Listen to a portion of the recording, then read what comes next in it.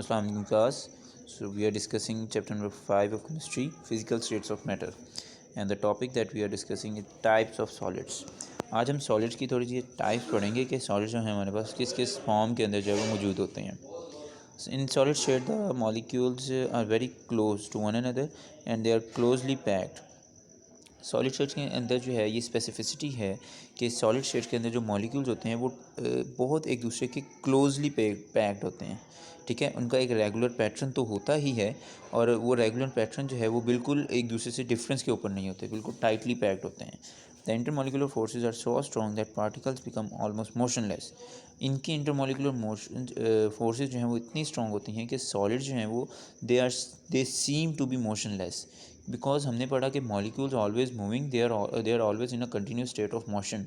और लिक्विड जो गैसेस के अंदर जो है वो उनकी मोशन जो है वो वेरी भी करती है, वो हमें नज़र भी आती है. कैसे कि अगर हम लिक्विड है तो उसके मॉलिक्यूल्स मूव करते हैं कंटिन्यूस मोशन के अंदर हैं, उनके अंदर इंटरमॉलिकुलर फोर्सेस तो हैं लेकिन उनके दरमियान में थोड़ा डिफरेंस है जिसकी वजह से उनका वॉल्यूम सेम रहता है लेकिन वो किसी भी शेप के अंदर मोल्ड हो जाता है, कोई भी लिक्विड है.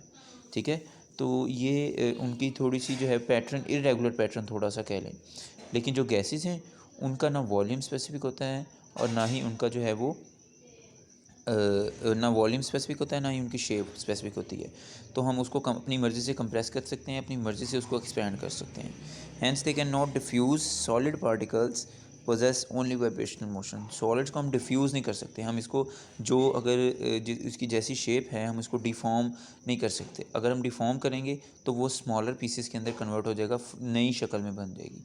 हम उसी सॉलिड को जो है वो एक नई शक्ल जो है ना वो उसको डिफ्यूज़ नहीं कर सकते. डिफ्यूज़ और they possess only vibrational motion. Solids के अंदर जो है वो सिर्फ वाइब्रेशनल मोशन होती है. टाइप्स ऑफ सॉलिड्स जो है हमारे पास दो टाइप्स हैं सॉलिड्स की. First one is amorphous solids.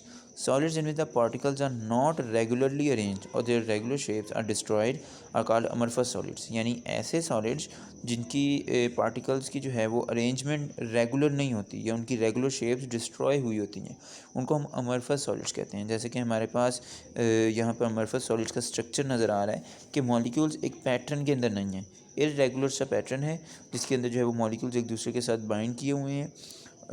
For example plastic, rubber, even glass are amorphous solids. ये हमारे पास कुछ अमरफस सॉलिड्स की एग्जांपल्स हैं जिसके अंदर हम देखते हैं कि इनकी इरेगुलर शेप होती है, कोई रेगुलर पैटर्न नहीं होता इनका. होते सॉलिड्स ही हैं, इंटरमॉलिकुलर फोर्स इनकी भी स्ट्रॉन्ग है, ये टाइटली पैक्ड हैं, लेकिन एक रेगुलर पैटर्न होता है और एक इरेगुलर पैटर्न होता है. इरेगुलरली जो है वो ये इरेगुलरली टाइटली पैक्ड होते हैं, इनको हम बोलते हैं amorphous solids. Next one is crystalline solids. Solids in which particles are arranged in a definite three-dimensional pattern are called crystalline solids. तो जो सॉलिड्स जो हैं वो एक पैटर्न के थ्रू, एक डिसिप्लिन के थ्रू जो है वो बाइंड किए होते हैं एक दूसरे के साथ, इनको हम 3D पैटर्न के थ्रू जब देखते हैं तो ये सॉलिड्स जो हैं वो क्रिस्टलाइन सॉलिड्स के अंदर एग्जिस्ट करते हैं. तो क्रिस्टलाइन सॉलिड के हमारे पास कुछ एग्जांपल्स हैं जैसा कि डायमंड है, सोडियम क्लोराइड है. सोडियम क्लोराइड जो NaCl सॉल्ट हम डेली लाइफ में यूज़ करते हैं, इसी तरह डायमंड है. तो इनके ये जो हैं ये क्रिस्टलाइन सॉलिड के एग्जांपल्स हैं जो कि एक स्पेसिफिक पैटर्न होता है इनका जिसके अंदर जो है ये लाई करते हैं. तो आज का हमारा लेक्चर यहीं तक का था. इंशाल्लाह जो है वो नेक्स्ट यहीं से कंटिन्यू करेंगे. Thank you so much.